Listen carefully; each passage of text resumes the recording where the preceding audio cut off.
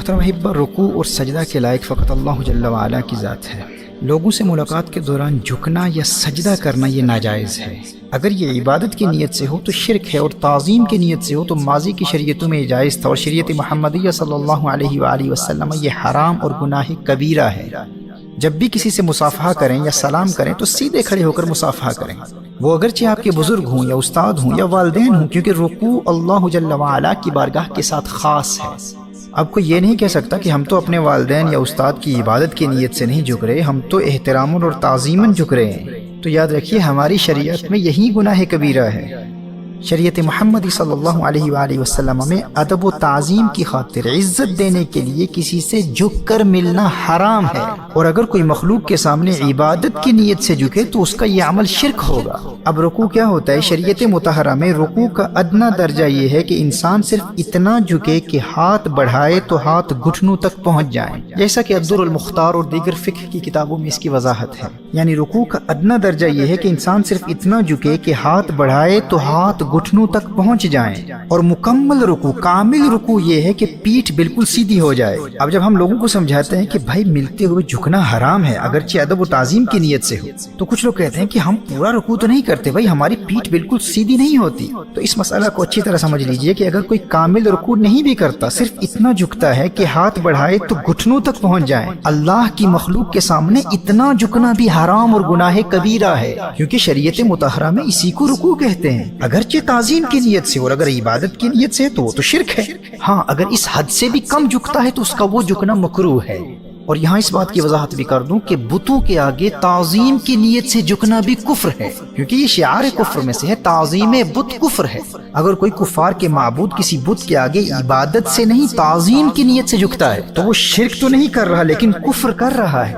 شرک خاص ہے، کفر عام ہے۔ ہر مشرک کافر ہوتا ہے لیکن ہر کافر مشرک نہیں ہوتا۔ ہاں، دونوں اسلام سے خارج ہیں۔ اچھا، یہ بات بھی اچھی طرح سمجھ لیجئے کہ یہ حکم فقط جھکنے کے حوالے سے ہے، سجدے کے حوالے سے، کیونکہ رکوع صرف اللہ جل وعلا کی ذات کے لیے خاص ہے۔ یہ حکم ہاتھ چومنے کے لیے نہیں ہے۔ اپنے والدین، اساتذہ اور شیوخ کے ہاتھ چومنے کے لیے جھکنا جائز ہے بلکہ مستحب ہے، کیونکہ اب آپ فقط تعظیماً جھک نہیں رہے، اب آپ کی نیت ہاتھوں کو چوم کر تعظیم کرنے کی ہے۔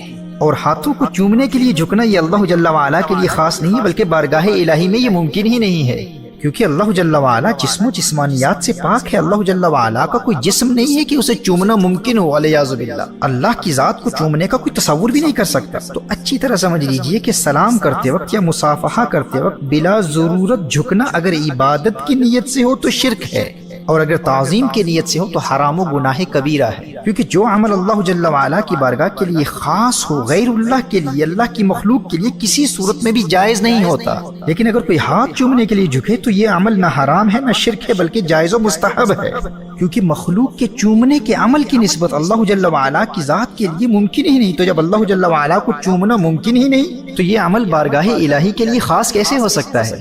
دیکھیے، شرک کیا ہوتا ہے؟ کسی کو اللہ کا شریک ٹھہرانا۔ تو یہاں پر کس کو اللہ کا شریک ٹھہرایا جا رہا ہے؟ جب چومنے کا عمل اللہ جل وعلا کی بارگاہ میں ممکن ہی نہیں تو غیر اللہ کو چوم کر ہم کس کو اللہ کا شریک ٹھہرا رہے ہیں؟ شرک تو اس صورت میں ہوتا ہے نا کہ اگر اللہ جل وعلا کو چومنا ممکن ہوتا اور یہ عمل اللہ جل وعلا کی بارگاہ کے لیے خاص بھی ہوتا، پھر کوئی مخلوق کو الہ مان کر، واجب الوجود مان کر عبادت کی نیت سے چومتا تو پھر کہا جاتا کہ فقط اللہ کو چومنا جائز ہے، عبادت کی نیت سے غیر اللہ کو چومنا شرک ہے۔ اب غیر اللہ کو چوم کر تم نے اس عمل میں غیر اللہ کو اللہ کا شریک بنا دیا، تو اس صورت میں اپنے بزرگوں، اپنے استاد، اپنے شیخ، اپنے والدین کے ہاتھ پاؤں چومنا شرک ہوتا۔ جب اللہ جل وعلا جسم سے پاک ہے، اللہ جل وعلا کو چومنے کو کوئی تصور ہی نہیں کر سکتا، اللہ جل وعلا کو چومنا ممکن ہی نہیں ہے، تو یہ عمل اللہ کی بارگاہ کے لیے خاص ہو ہی نہیں سکتا۔ تو اب اللہ کی مخلوق کے ہاتھ چومنے والے کو مشرک کیسے کہہ سکتے ہیں؟ وہ کس کو اللہ کا شریک ٹھہرا رہا ہے اور کس عمل میں شریک ٹھہرا رہا ہے؟ کس قدر جہالت اور بیوقوفی کی بات ہے۔ تو احترام و تعظیم کی نیت سے اپنے والدین، اپنے شیوخ، اپنے استاد کے ہاتھ کو چومنا یہ شرک کسی صورت میں نہیں ہو سکتا۔ ہاں، جھکنا اور سجدہ یہ صرف اللہ جل وعلا کی بارگاہ کے لیے خاص ہے۔ اب کوئی اگر اپنے والدین، استاد یا شیخ یا کسی بڑے کے آگے جھکے تو اگر وہ عبادت کی نیت سے جھکتا ہے تو وہ مشرک ہے، اور اگر تعظیم اور احترام کی نیت سے جھکے تو وہ حرام و گناہ کبیرہ کر رہا ہے۔ لیکن احترام و تعظیم کی نیت سے چومنے کے لیے جھکنا یہ نہ حرام ہو سکتا ہے نہ شرک ہو سکتا ہے۔ ہاں اگر اسے شرک سمجھنے والا اگر مجسمہ کی طرح اللہ جل وعلا کے لیے انسانوں جیسے ہاتھ اور مخلوق کی طرح پاؤں اور دیگر اعضاء کا اعتقاد رکھتا ہے العیاذ باللہ، تو اسے میری کتاب سبحان الرحمن عن الجسم والجہت والمکان کا مطالعہ ضرور کرنا چاہیے۔ اس کتاب میں فقیر نے ماضی کے مجسمہ اور مشبہ اور مجسمہ زمانہ کا مدلل رد کیا ہے الحمدللہ۔ لیکن دور حاضر کے یہ لوگ جب ان سے پوچھا جائے کہ کیا تم اللہ جل وعلا کے لیے انسانوں جیسے ہاتھ اور اللہ جل وعلا کے لیے پاؤں کا اعتقاد رکھتے ہو، اور کیا تم سمجھتے ہو کہ اللہ جل وعلا کے پاؤں اور ہاتھوں کو چومنا ممکن ہے العیاذ باللہ، تو یہ فوراً کہتے ہیں کہ استغفر اللہ، ہم تو ایسے عقیدے کو کفر مانتے ہیں، ہمارے نزدیک تو یہ کفر ہے۔ تو جب تم اللہ جل وعلا کی ذات کو چومنا ممکن ہی نہیں سمجھتے تو اللہ کے بندوں کے ہاتھ پاؤں چومنے کو شرک کیسے کہتے ہو؟ چومنے والے نے کس کو کس طرح اللہ کا شریک ٹھہرایا، کبھی تم نے اس کے بارے میں سوچا بھی ہے؟ تم اپنی جہالت کی بنیاد پر ایک مومن کو مشرک و کافر کہہ رہے ہو۔